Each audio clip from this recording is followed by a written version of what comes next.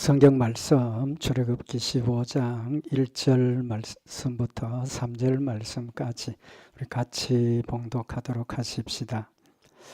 이때에 모세와 이스라엘 자손이 이 노래로 여호와께 노래하니 일러서되 내가 여호와를 찬송하리니 그는 높고 영화로우시며 말과 그 탄자를 바다에 던지셨음이로다. 여호와는 나의 힘이요 노래시며 나의 구원이시로다. 그는 나의 하나님이시니 내가 그를 찬송할 것이요 내 아버지의 하나님이시니 내가 그를 높이리로다. 여호와는 용사시니 여호와는 그의 이름이시로다. 아멘. 우리 출애굽기 15장에 있는 말씀은 이스라엘 백성들이 홍해를 나와서 앞에는 애굽을 나와서 앞에는 홍해가 가로막혀 있고 뒤에는 애굽의 군사들이 지금 뒤쫓아오는 그런 절박한 상황이었죠. 그래서 하나님께서 이스라엘 백성들 당황하고 있을 때 너희들 걱정하지 말고 가만히 머물러 있으라. 하나님의 구원의 역사를 너희가 볼 것이다. 말씀을 하시고 홍해가 둘로 갈라져서 이스라엘 백성들이 홍해를 육지로 건너게 하시고 뒤따라오던 그 애굽의 군사들은 그 홍해 물이 다시 흐르게 되어서 거기서 치명적인 그런 손해를 본 그 역사가 있고 난 직후에 이스라엘 백성들이 믿음으로 하나님 앞에 찬양하는 노래입니다. 출애굽기 14장 31절에 보면 이스라엘이 여호와께서 애굽 사람들에게 베푸신 큰 일을 보았으므로 백성이 여호와를 경외하며 여호와와 그 종 모세를 믿었더라. 하나님의 놀라운 그 구속의 역사를 보고 믿게 되어서 이제 이어서 이때에 모세와 이스라엘 자손이 이 노래로 여호와께 노래하니 그랬습니다. 하나님께서 주신 그 놀라운 그 능력의 역사, 구원의 역사를 체험을 하고 이스라엘 백성들이 모세와 함께 하나님 앞에 노래했다는 겁니다. 이 노래는 다른 말로 하면 뭡니까? 찬양이죠, 그죠? 하나님 앞에 감사와 찬송을 드리는 겁니다. 아마 성경의 최초의 찬송의 기록이라고 볼 수가 있겠죠. 여기서 굉장히 중요한 우리 의미들을 우리에게 교훈을 하시는데 우리가 하나님께 영광 돌리는 방법이 찬송, 또 하나님 앞에 감사하는 것이 물론 기도도 하고 다른 방편이 있지만 그 감사를 찬송으로 하나님 앞에 드렸다는 겁니다. 그런 의미에서 보면 우리 성도들이 하나님 앞에 찬송 드리는 것이 굉장히 중요하다는 걸 지금 우리에게 교훈을 하시는 겁니다. 하나님의 말씀이 우리에게 은혜가 되고 우리 삶에 하나님의 능력의 역사가 일어날 때 우리 입에서 뭐가 나와야 됩니까? 찬송이 나와야 된다는 거죠. 찬송을 우리 다 아시는 것처럼 곡조가 있고 가사가 있습니다. 그죠? 그 곡조를 통해서 내 슬픔, 내 안타까움 그런 것들 표현하기도 하고 또 그 곡조를 통해서 하나님께 즐거움, 기쁨, 감사 그런 찬송으로 우리가 표현을 하기도 하고 감정의 표현입니다. 음악이 우리 다 아시는 이야기죠. 그런 가사나 악보 중요한 그런 내용도 있지만 또 중요한 게 뭡니까? 내용입니다. 내용. 그냥 곡조로만 영광 돌리는 게 아니고 그 찬송 가운데 있는 가사, 그 가사가 뭐가 되어야 됩니까? 내 진정한 믿음의 체험의 고백이 되어야 되고 하나님의 역사를 체험하고 진심으로 우리 마음속에 기쁨과 감사가 넘쳐서 하나님 앞에 드려지는 찬양이어야 된다는 사실을 근본적으로 지금 우리에게 교훈을 하고 있습니다. 우리 오늘은 이스라엘 백성들이 홍해를 건너고 하나님의 구원을 찬양한 이 찬양의 내용, 가사의 내용을 통해서 그들이 하나님 앞에 감사하고 하나님께 영광 돌렸던 그 이유들을 우리가 한번 상고를 하고 영적으로 이스라엘 백성들이 홍해를 건넌 것은 우리 지금 신앙생활에 무엇과 같습니까?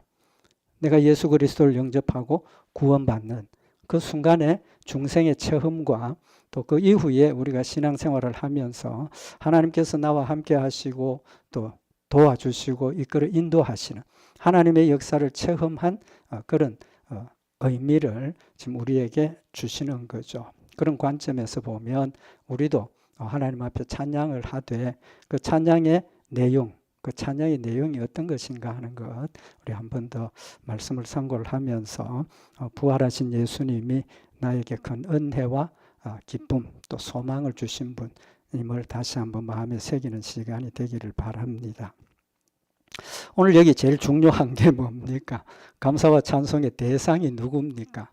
하나님이시죠. 하나님이십니다. 그래서 여기 15장 1절에 보면 이때 모세와 이스라엘 자손이 이 노래로 여호와께 노래하니 일러서되 내가 여호와를 찬송하리니 그는 높고 영화로우시며 말과 거탄 자를 바다에 던지셨습니다. 우리의 믿음의 대상은 하나님입니다. 그죠? 뭐 설명 안 드려도 우리가 하나님이심을 명확하게 알고 있고 또 우리가 분명히 하나님께서 나의 구주가 되시고 하나님이 나의 주인이 되심을 우리 믿음으로 고백을 하고 마음에 새기고 있습니다. 출애굽기 15장 2절에도 보면 이어서 여호와는 나의 힘이요 노래시며 나의 구원이시로다. 그는 나의 하나님이시니 내가 그를 찬송할 것이요 내 아비의 하나님이시니 내가 그를 높이리로다. 여기 보면 하나님이 나의 하나님이시기도 하고 내 아비의 하나님이시다라고 하면서 특별히 누구에게? 하나님에게 찬송을 하게 되는 거죠. 그래서 출애굽기 15장 11절에 보면 여호와의 신중에 주와 같은 자 누구니까? 주와 같이 거룩하며 영광스러우며 찬송할 만한 위엄이 있으며 기이한 일을 행하는 자 누구니까? 오직 여호와 하나님만 나의 믿음의 대상임을 명확하게 밝히고 하나님께 지금 믿음을 고백을 하고 감사를 드리고 있는 겁니다. 오늘 우리 부활주일 지나면서 우리도 하나님만 믿고 예수님만 믿고 지금 우리가 신앙생활을 하고 있습니다. 그런데 한 번 더 우리가 생각해 볼 수 있는 부분은 내가 하나님만 믿고 예수님만 믿고 성령님 내 안에 역사하시는 대로 순종하는데 내 삶이 온전히 하나님만 믿고 있느냐는 겁니다. 좀 질문이 좀 이상하지만 사실은 우리가 하나님만 믿고 예수님만 믿고 성령님 인도하시는 대로 순종한다면 하나님 말씀 불순종할 이유가 있습니까? 없습니까? 내 생각과 내 방법, 내 어떤 것들을 동원을 해서 내 삶을 이루어가는 그런 모습이 있을 수 있습니까? 없습니까? 없지 않습니까? 또 하나님만 의지한다면 염려 걱정할 게 있습니까? 없습니까? 원망 불평할 게 있습니까? 없습니까? 없다는 겁니다. 사실은 우리가 하나님만 의지해야 함에도 불구하고 때로는 세상의 재물, 때로는 세상의 친구, 때로는 다른 어떤 것들을 통해서 내가 지금 당하고 있는 이 상황을 벗어나려고 하는 그런 일들을 한다는 것은 아직까지도 우리가 온전히 하나님만 믿고 하나님이 나의 구주가 되심을 의지하는 그런 부분이 연약하다는 거죠. 그래서 우리 오늘 이스라엘 백성들이 하나님께만 찬송한다 하는 이 말씀을 다시 한번 마음에 새겨서 우리는 오직 하나님만 믿고 오직 예수 그리스도의 사랑을 의지하고 성령님 인도하시는 것만 의지하고 신앙생활하는 그런 믿음의 모습이 될 수 있도록 다시 한번 마음에 새기는 시간이 되기를 바랍니다. 두 번째 여기 중요한 게 뭐냐 하면 전능하신 하나님만 믿고 있습니다. 그죠? 우리 하나님 믿고 있습니다. 그죠? 근데 오늘 이 말씀에서 우리가 중요하게 생각해야 될 게 1절에 보면 이때에 모세와 이스라엘 자손이 이 노래로 여호와께 노래하니 지금 이 노래를 누가 합니까?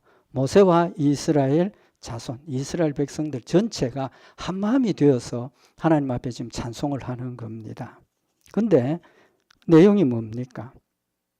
출애굽기 15장 1절에 보면 그때 모세와 이스라엘 자손이 이 노래로 여호와께 노래하니 일러서되 내가 여호와를 찬송하리니 그는 높고 영화로우시며 말과 거탄 자를 바다에 던지셨음이로다. 좀 전에 말씀드린 것처럼 이스라엘 백성들 전부가 모세와 함께 하나님 앞에 찬송을 드리고 있습니다. 그럼 가사의 내용이 어떻게 돼야 되겠습니까? 우리는 어떻게 합니까? 하나님 우리를 사랑하시고 하나님 우리와 함께 하시고 하나님 우리의 예배를 받으시고 이렇게 하고 있지 않습니까? 만약에 그런 관점이라면 지금 모세와 이스라엘 백성들이 하나님 앞에 찬양 드리는 그 내용이 내가가 아니고 누가 되어야 됩니까? 우리가 라고 해야 된다는 거죠. 근데 여기 명백하게 우리가 아니고 내가 하나님 앞에 영광 돌리고 내가 하나님 앞에 찬송하고 또 우리의 힘, 우리의 구원이 아니라 나의 힘, 나의 구원이심을 고백을 하고 있습니다. 무슨 의미가 있습니까? 함께 다 같이 함께 지금 하나님 앞에 찬송을 하고 영광 돌리고 있지만 하나님과 나와의 관계는 이스라엘 백성들 전체와 하나님의 관계가 아니라는 겁니다. 하나님과의 믿음의 관계는 하나님과 나와의 관계이지 하나님과 이스라엘 백성들의 관계가 아니라는 겁니다.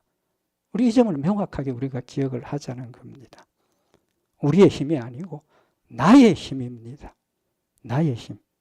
내 아비의 하나님이시라고 고백을 했지만 내가 그를 높이리라. 여기 내 아비의 하나님이라는 뜻이 뭡니까? 하나님 신실하신 분이라는 거죠. 나에게만 역사하는 게 아니고 지금 우리에게 역사하는 것만 아니고 내 아버지의 우리 조상의 하나님이 되셔서 아브라함도 믿음으로 역사하시고 인도하셨고 이삭, 야곱, 요셉 이 모든 하나님의 자녀들을 역사하셨던 똑같은 하나님이시라는 겁니다. 신실하신 하나님이시라는 거죠. 그러면서도 내 아비의 하나님을 내가 높이리다. 내가 높이리다. 우리가 믿는 하나님은 동일한 하나님입니다. 똑같으신 하나님이십니다.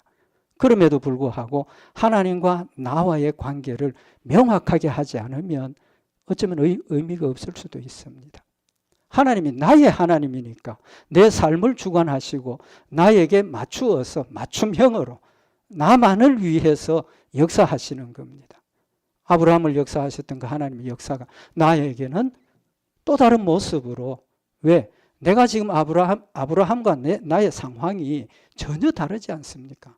똑같은 길을 사는 게 아닙니다.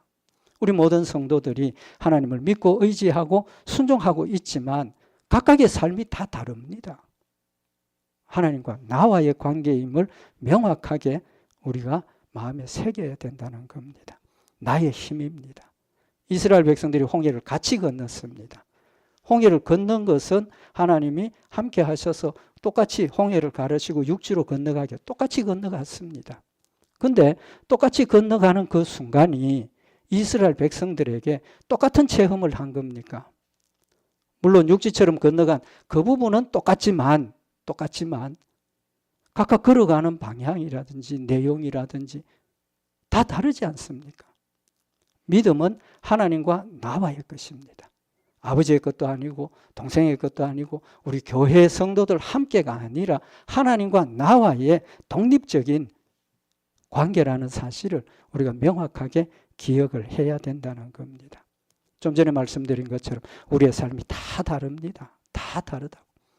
하나님께서 똑같이 함께 하시고 인도하셨지만 그 내용이 다 다르다는 겁니다.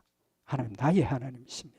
나의 하나님이심을 다시 한번 마음에 새겨서 아브라함의 하나님, 이삭의 하나님, 요셉의 하나님이 아니라 나의 하나님이 되는 그런 믿음의 역사가 있으시기를 바랍니다.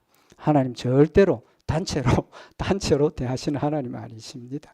이스라엘 백성들 아브라함의 혈통적인 후손이지만 그 가운데도 택한 백성이 있었고 택함받지 못한 백성이 있었습니다. 그 가운데도 택한 백성이 있었고 택함받지 못한 백성도 있었던 겁니다. 무슨 의미입니까? 단체가 아닙니다. 하나님과 나와의 관계임을 다시 한 번 더 확실하게 마음에 새겨서 우리의 믿음이 나를 향하신 하나님의 사랑 마음에 다시 한번 새기는 시간이 되기를 바랍니다. 그래서 하나님께서 기도할 때 뭐라고 말씀하셨습니까? 마태복음 6장 6절에 보면 너는 기도할 때에 내 골방에 들어가 문을 닫고 은밀한 중에 계신 내 아버지께 기도하라. 은밀한 중에 보시는 내 아버지께서 갚으시리라. 물론 다른 내용도 있지만 기도가 하나님과 나와의 관계에서 이루어지는 것이지 우리 전부의 것이 아니라는 사실을 함께 우리에게 교훈을 하고 있는 겁니다. 하나님은 나만의 하나님이십니다.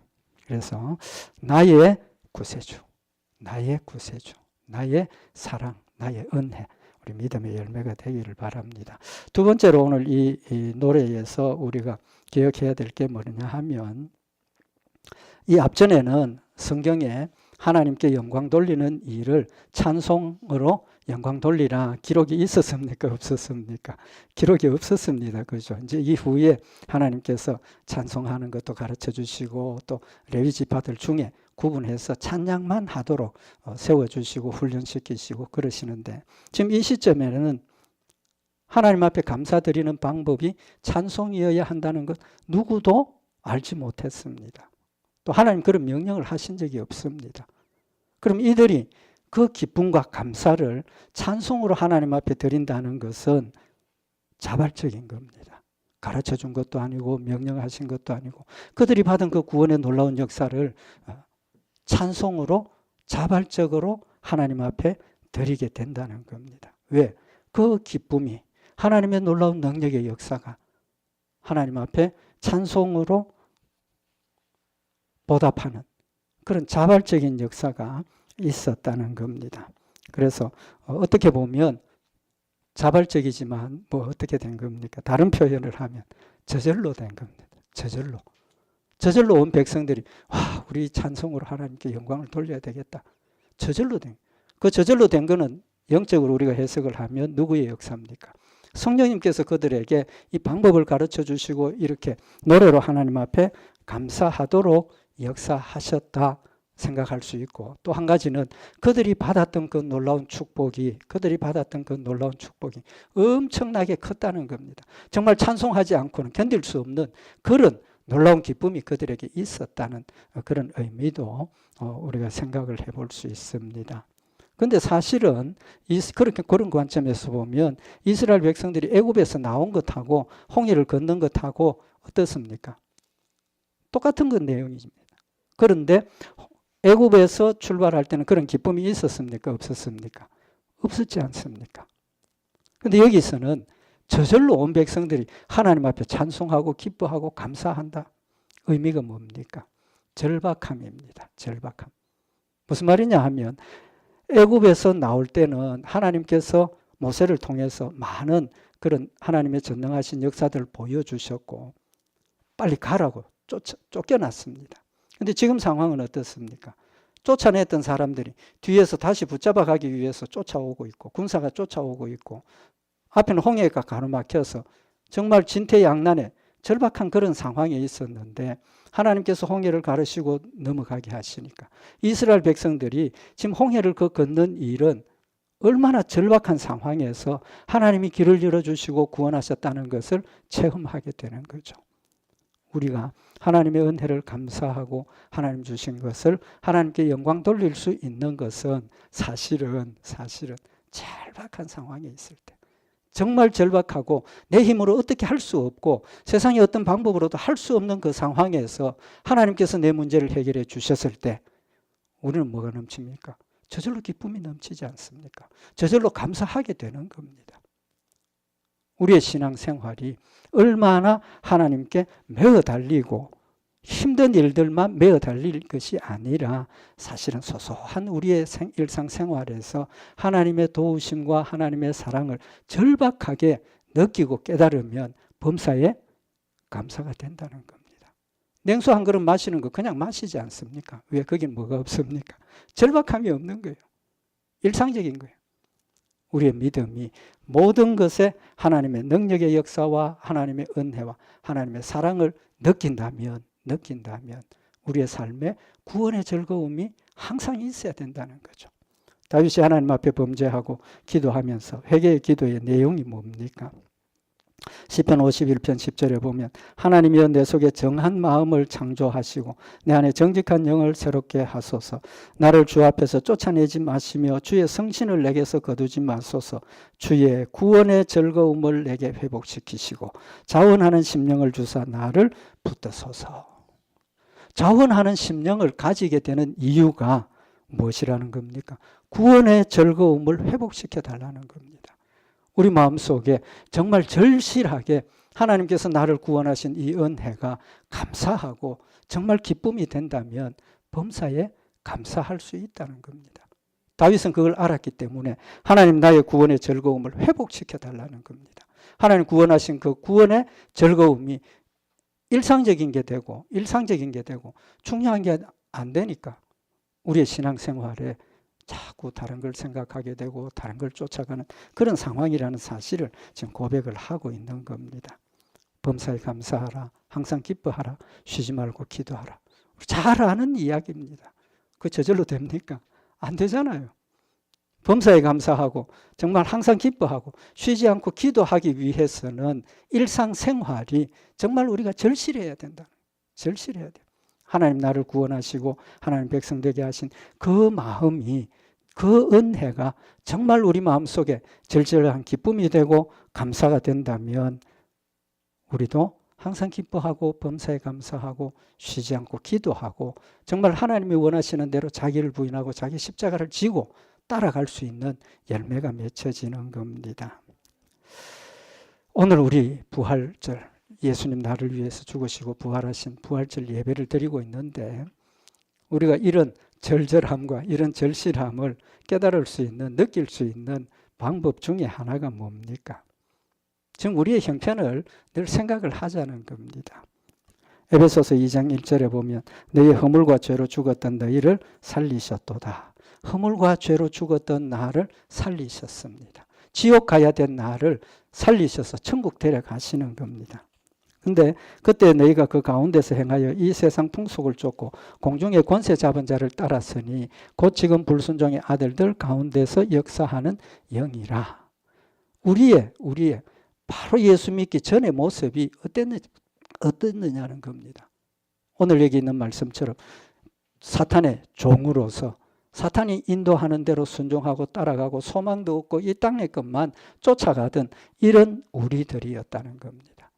그 모습이 다시 변화되어서 하늘나라의 산 소망을 가지고 하나님 우편과 하나님 천국에 가는 이런 소망을 주셨다는 사실을 우리가 마음에 늘 기억하고 생각을 한다면 절절함이 우리에게 생기지 않겠습니까? 그래서 우리가 예수 믿기 전에는 에베소서 2장 3절에 전에는 우리도 다 그 가운데서 우리 육체의 욕심을 따라 지내며 육체와 마음에 원하는 것을 하여 다른 이들과 같이 본질상 진노의 자녀였다. 우리 예수 믿기 전의 모습은 본질상 진노의 자녀였고 예수 믿고 난 후에 우리의 모습도 비슷하다. 우리의 모습이. 그럼에도 불구하고 하나님께서 나를 사랑하셔서 깨우쳐 주시고 회개하게 하시고 성령의 능력으로 적지만 부족하지만 하나님 말씀 순종하게 하셔서 하늘나라의 상급을 쌓고 하나님의 위로를 받도록 역사하신다는 그 사실을 우리가 다시 한번 마음에 새겨야 된다는 거죠. 또 한 가지 우리가 기억해야 될 것은 옛사람의 우리의 모습 우리가 기억을 해야 되고 두 번째 우리가 기억해야 될 것은 현재 지금 나의 모습을 기억을 하자는 겁니다. 좀 죄송하지만 저처럼 모태신앙으로 평생을 하나님 말씀 가운데 살은 사람들은 참 손해가 많습니다. 죄송한 이야기지만 손해가 많습니다. 왜 그렇습니까? 오래 신앙생활을 하다 보니까 이 신앙생활이 타성에 젖어버리는 거예요. 타성에 젖어버려요. 습관이 되는 거예요. 새벽기도도 습관이 되고 하나님 말씀 읽고 상고하고 묵상하는 것도 습관이 되어져 버리니까 내 자신을 제대로 못 보는 겁니다. 사실은 내 자신을 제대로 못 보는 거예요. 그것은 다르게 이야기를 하면 신앙의 교만입니다. 신앙의 교만, 신앙의 자만입니다. 또 죄에 대한 의식이 무디어져 버리는 겁니다. 무디어져 버리는 거예요.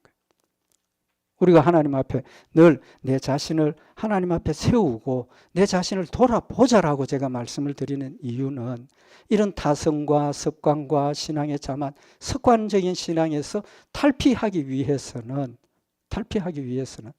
항상 내가 근신하고 내 자신을 돌아보고 내가 죄인임을 하나님 앞에 늘 고백해야 된다는 겁니다.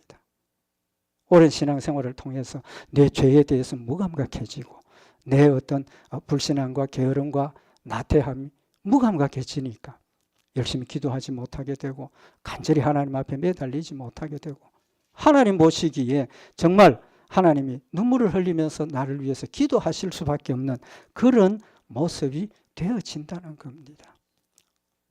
하나님께서 우리에게 율법을 주신 목적이 뭐라고 그랬습니까? 로마서 5장 20절에 율법이 가입한 것은 범죄를 더하게 하려 함이라. 그러나 죄가 더한 곳에 은혜가 더욱 넘쳤다라고 말씀을 하고 있습니다. 율법을 주신 목적이 나의 죄를 깨닫게 하시기 위함이라고 분명히 말씀을 하셨습니다.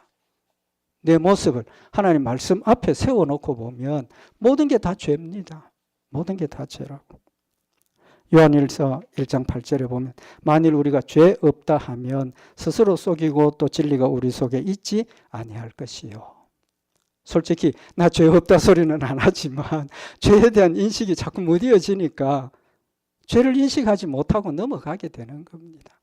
하나님 앞에 우리를 세우는 것은 내가 죄인임을 깨닫고 하나님 앞에 내어놓고 그것 때문에 하나님 앞에 더 열심히 회개하게 되고 하나님의 은혜를 구하게 되고 그래서 하나님께서 율법을 주신 것은 죄가 더한 곳에 은혜가 넘쳤다. 우리의 기쁨과 감사가 구원의 축복이 기쁨과 감사가 되는 이유가 뭡니까? 내 죄를 용서받았다는 거지 않습니까? 죄 때문에 지옥에 가야 될 모든 죄들을 하나님께서 용서하시고 거룩한 백성으로 하늘나라 데려가신다는 게 핵심입니다. 내 죄를 용서받았다는 것.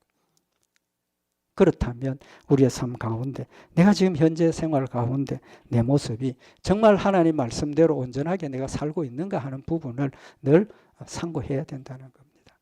사도 바울이 죽기까지 복종할 수 있었던 이유가 뭡니까? 사도 바울의 고백을 보면 처음에는 사도 바울이 굉장히 신앙적인 교만이 좀 있었던 걸로 보여집니다. 다음 시간에 더 자세하게 말씀을 상고를 하도록 하고 사도 바울이 제일 마지막 믿음의 고백이 뭐냐 하면 디모데전서 1장 15절에 믿보다 모든 사람이 받을 만한 이 말이요 그리스도 예수께서 죄인을 구원하시려고 세상에 임하셨다 하였도다. 죄인 중에 내가 괴수니라. 지금 스스로 고백이 뭡니까? 내가 죄인 중에 괴수라는 겁니다. 이런 마음을 가지고 있으니까 하나님께 더욱 열심히 매어 달리게 되고 하나님 앞에 더욱 자신의 소소한 것까지도 자신의 죄를 고백하게 되고 회개하고 돌이키고 하나님 주신 은혜가 용서의 기쁨이 그의 마음속에 충만해지니까 감당할 수 없는 사랑이 감사가 그의 마음속에 충만하게 되고 죽음의 자리도 두려워하지 않고 쫓아가는 그런 아름다운 열매를 맺었다는 사실을 우리에게 교훈을 하고 있습니다. 마지막으로 한 가지 더 생각할 것은 시편 106편에 보면 이 일을 지금 기록을 하고 있습니다. 이 일을 기록을 하고 있는데 시편 저자가 시편 106편 8절에 그러나 여호와께서 자기 이름을 위하여 저희를 구원하셨으니 그 큰 권능을 알게 하려 하심이로다. 하나님께서 이스라엘 백성들을 홍해를 건너게 하신 것은 하나님의 권능을 알게 하기 위해서 기적을 베푸셨다는 겁니다. 그래서 시편 106편 9절에 이에 홍해를 꾸짖으시니 곧 마름에 저희를 인도하여 바다 지나기를 광야를 지남 같게 하사 육지처럼 건너게 하셨다는 거죠. 그래서 저희를 그 미워하는 자의 손에서 구원하시며 그 원수의 손에서 구속하셨고 저희 대적은 물이 덮음에 하나도 남지 아니하였도다. 지금 홍해를 걷는 과정을 지금 기록을 하고 있는 겁니다. 그러면서 12절에 보면 뭐라고 이야기를 하느냐 하면 시편 106편 12절에 이에 저희가 그 말씀을 믿고 그 찬송을 불렀도다. 그 말씀을 믿었다고 이야기를 하고 있습니다. 무슨 말씀을 믿었습니까? 하나님이 그들에게 하신 말씀이 있습니다. 홍해를 건너기 직전에 하나님께서 기다리고 있는 그들에게 하나님께서 하신 말씀이 있습니다. 뭐라고 말씀을 하셨습니까? 출애굽기 14장 13절에 보면 모세가 백성에게 이르되 너희는 두려워 말고 가만히 서서 여호와께서 오늘날 너희를 위하여 행하시는 구원을 보라. 너희가 오늘 본 애굽 사람을 또다시는 영원히 보지 못하리라. 가만히 서 있을 상황입니까? 곧 지금 애굽의 군사들이 덮칠 그런 상황인데 가만히 있겠습니까? 난리가 나지 않겠습니까? 그런데 하나님 하신 말씀이 뭡니까? 두려워 말고 가만히 서 있으라는 겁니다. 여호와께서 너희를 위하여 싸우시리니 너희는 가만히 있을지니라. 이스라엘 백성들에게 하신 명령입니다. 이스라엘 백성들 가만히 있었습니다. 하나님 홍해를 가르치고 지나가게 하셨습니다. 그래서 그들의 눈에 죽어가는 하나님의 놀라운 능력의 역사를 체험을 했다는 겁니다. 그래서 시편 106편 12절에 이들의 행동을 이에 저희가 그 말씀을 믿고 그들이 하나님 앞에 찬양하고 감사하고 가만히 서 있을 수 있었던 이유가 뭐랍니까? 믿음이라는 겁니다. 믿음. 하나님께서 약속하셨다는 겁니다. 내가 너희를 구원할 테니까 가만히 있어서 하나님의 구원을 너희가 보라라고 말씀을 하셨고 그 말씀을 믿고 그들이 바다에 뛰들지도 않고 다른 길로 도망가지도 않고 그 자리에 서 있을 때 하나님께서 홍해를 열어주시고 육지처럼 건너게 하시는 놀라운 역사를 체험을 했다는 겁니다. 우리의 삶의 핵심이 뭡니까? 하나님의 말씀을 믿고 가만히 있는 겁니다. 그런데 가만히 있다는 게 손발 묶고 가만히 있다 그런 뜻이 아닙니다. 가만히 있다는 게 뭡니까? 믿음으로 순종하는 겁니다. 믿음으로 순종하는. 하나님께서 우리의 이 상황에서 너희들 열심히 기도해라. 그냥 가만히 있는 게 아니고 기도하라고 약속하셨으니까 열심히 기도하는 게 가만히 있는 겁니다. 그 가만히 있다는 것은 인간적인 노력, 의심, 불신앙, 원망, 불평 이런 것 하지 말고 하나님 말씀 가운데 가만히 있으라는 겁니다. 왜 가만히 있습니까? 약속의 말씀이 있으니까. 나를 지켜주시겠다고 약속하셨으니까 그 말씀 가운데 가만히 있다는 것은 열심히 말씀대로 기도하고 말씀대로 순종하고 하나님 인도하시는 대로 따라가는다는 의미가 거기에 있는 겁니다.